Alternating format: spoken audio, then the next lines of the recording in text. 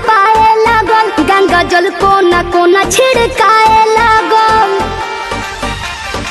हो गाय के गोबरा से अंगना लिपाए लागल, गंगा जल कोना कोना छिड़काए लागल।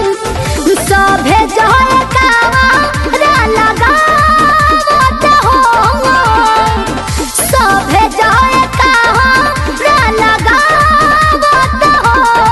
माई के बाघावा, माई के बाघावा रथ लेके आवता हो, माई के बाघावा रथ लेके आवता हो।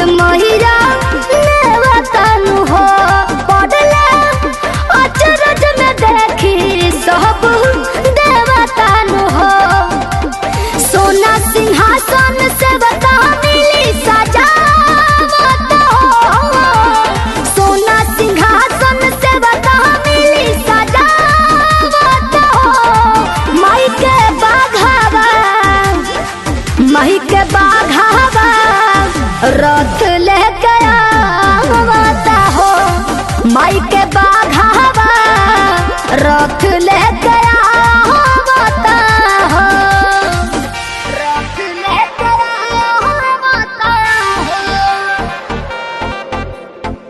रथ लेके आवता हो।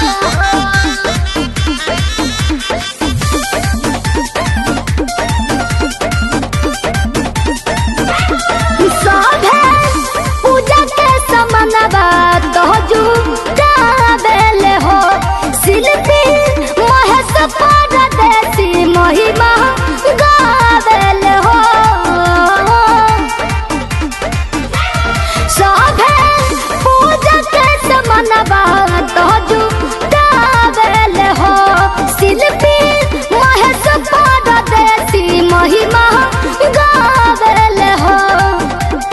माई डगरिया सभे फूल बरसावत हो, माई डगरिया सभे फूल बरसावत हो। माई के बाघावा, माई के बाघावा रथ लेके आवता हो, माई के बाघावा रथ लेके